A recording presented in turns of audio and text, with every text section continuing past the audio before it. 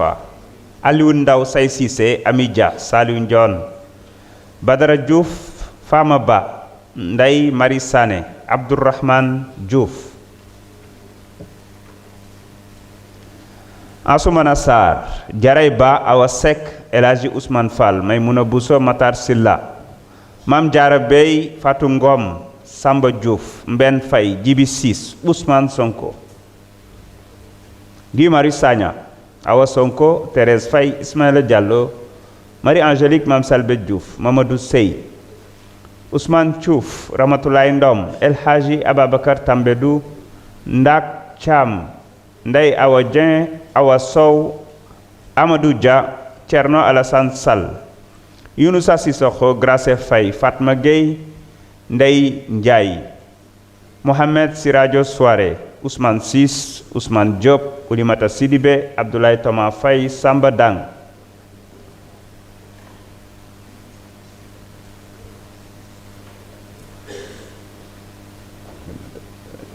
Babacar Ndiaye Ahmadou Lo Abdoulaye Faye Mam Mariama Dari Banta Wage Massamba Dieng Assane Diop Mamadou Lamine Diaité Safiatou Sow Roqi Ndiaye Ibrahima Mbeng Ramatoulaye Bodian Maya Bembay Koumba Ndiaye Oumar Sy Serigne Abdoul Ahad Ndiaye Alassane Niang Seynabou Yassine Samb Yungar John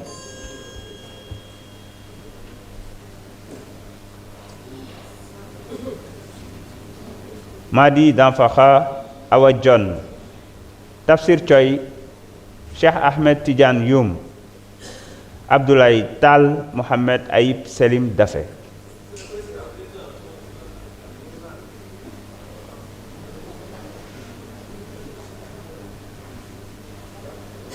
Bara Ndiaye ak Abdou Mbow Mohamed Maître Abdoulaye Tal donc Mohamed Aïb Selim Dafé. La liste est close. Anta Dia, vous avez la parole. Nous avons au total 78 intervenants. Il n'y a pas de code de conduite, ça dépend de vous. Hein? Mais c'est 5 minutes.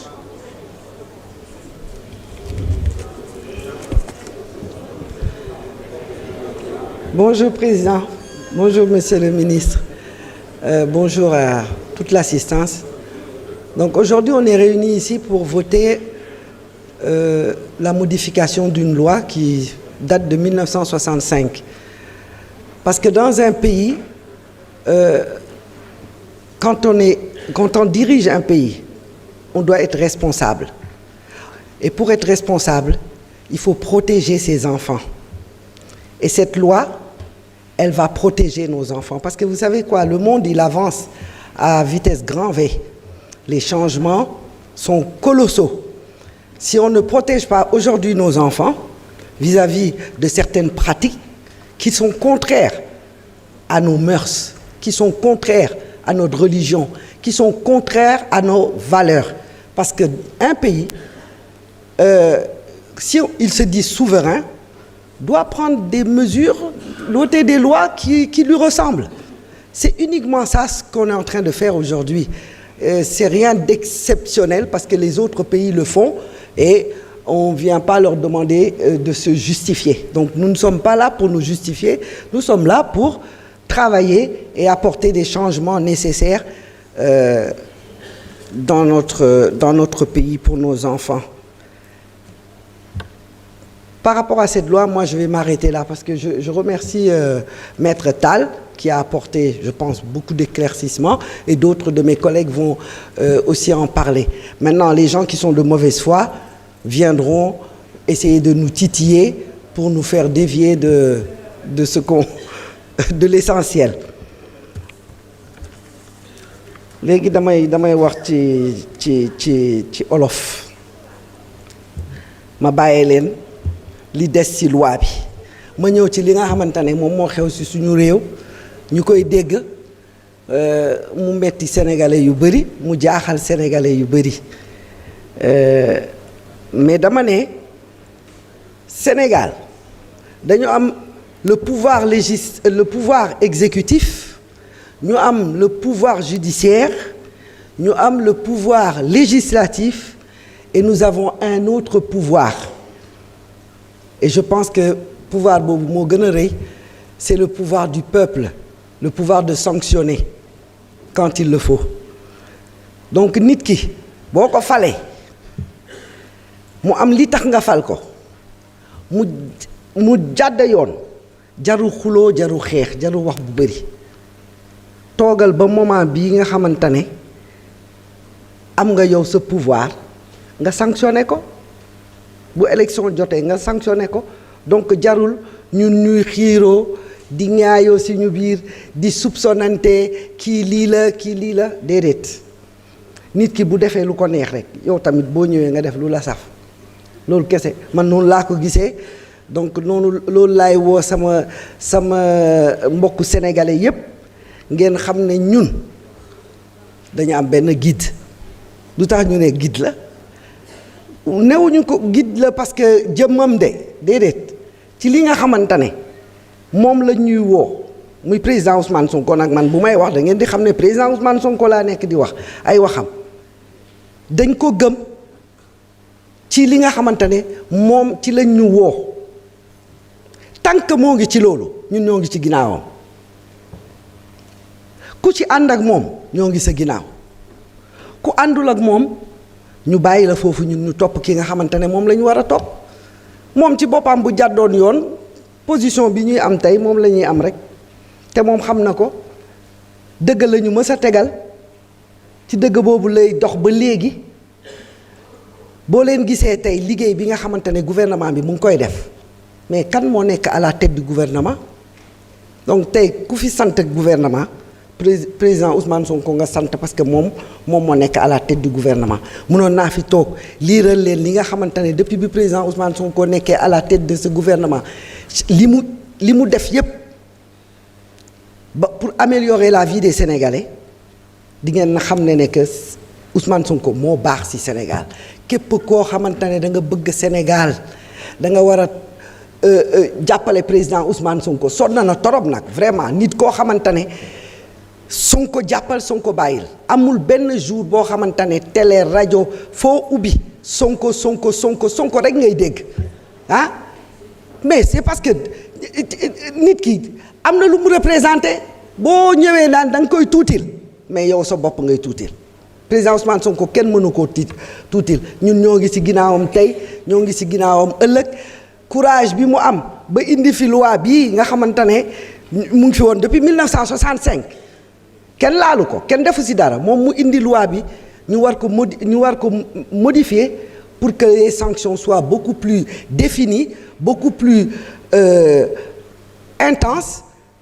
Et puis loolu day permettre ñu décourager ñenn ñi sax ñi ko bëggoon def sax bu ñu gisee ne que lii duñ ko def.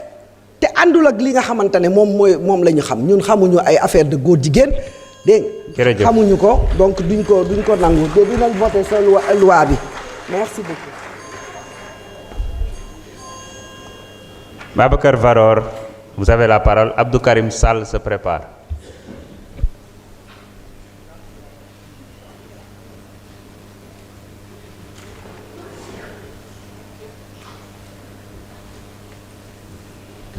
Merci beaucoup, Monsieur le Président, Monsieur le Ministre de l'Intérieur, représentant Madame la Ministre de la Justice, garde des Sceaux, chers collègues, honorables députés, maa ngi leen di nuyu di leen ziar.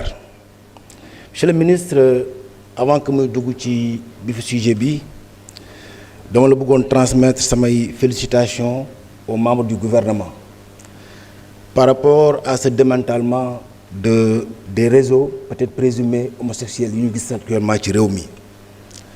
ndax gis nañu gouvernement baa ngi ciy def liggéey bu am solo te ñu jàpp ni xëj na seeni prédécesseur bu ñu defoon li ngeen def yaakaar naa tey Sénégal du nekk ci guute bi ñu nekk tey. kenn ku nekk daana gis ni fi yëfi daan demee waaye comme ni ko Maître Tall waxee léegi dañ daan woote rek xëj na ñu bàyyi leen mais gis nañ ni gouvernement bi dem na ci jusqu'au fond.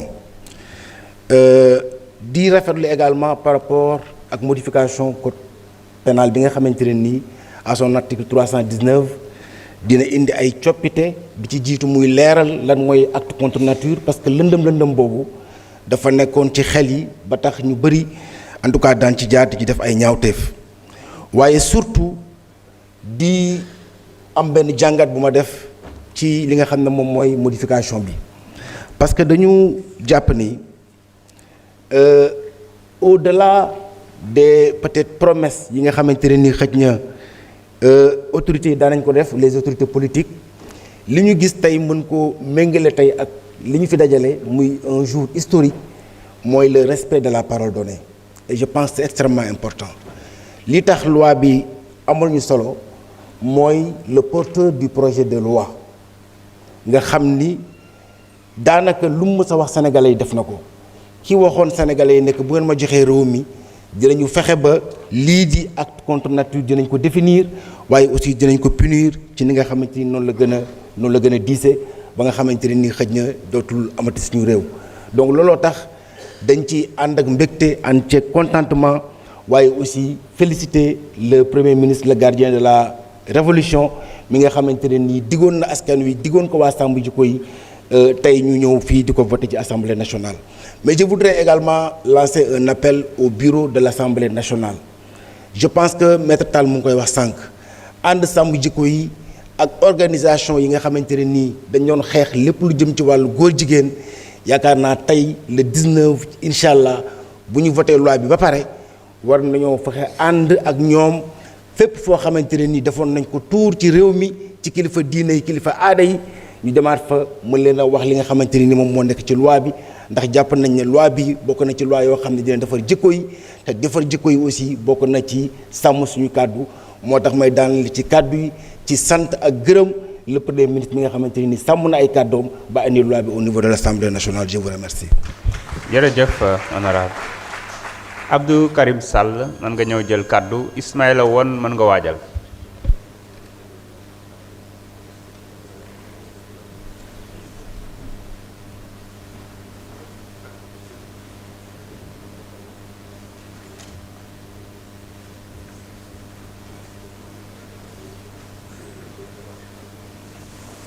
بسم الله الرحمن الرحيم شهد الله أنه لا إله إلا هو والملائكة وأولو العلم قائما بالقسط لا إله إلا هو العزيز الحكيم صدق الله العظيم. Monsieur le ministre maa ngi lay nuyu di la jox sa wàccuwaay di nuyu les collaborateurs du ministre garde des Sceaux ministre de la Justice.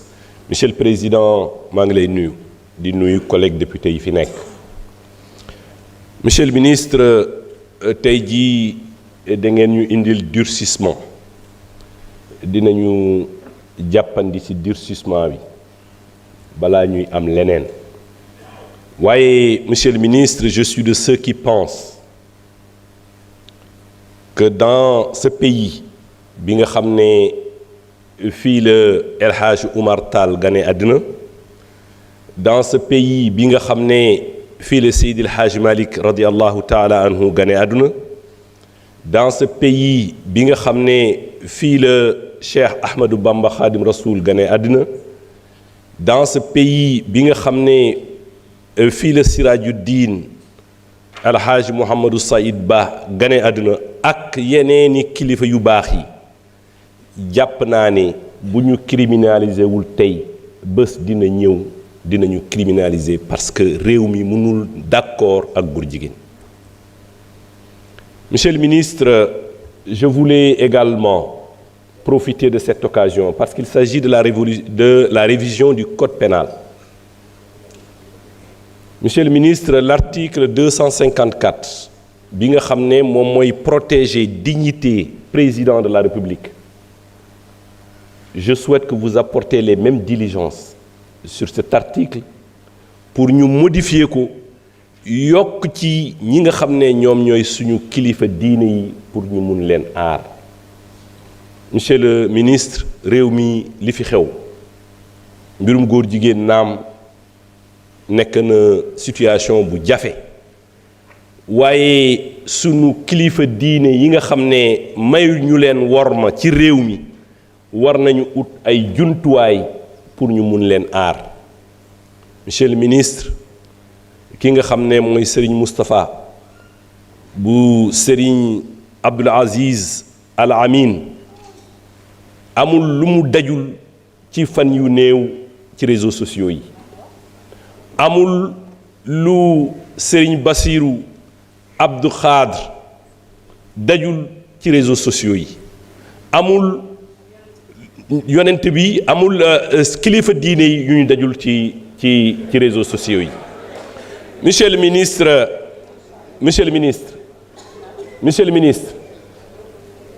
je voudrais terminer par cela.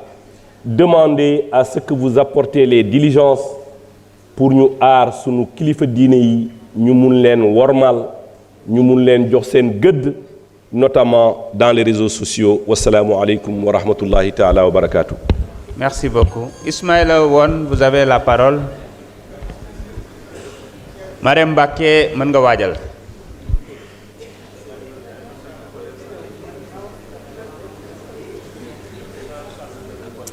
Merci, Monsieur le Président, Monsieur le Ministre, chers collègues.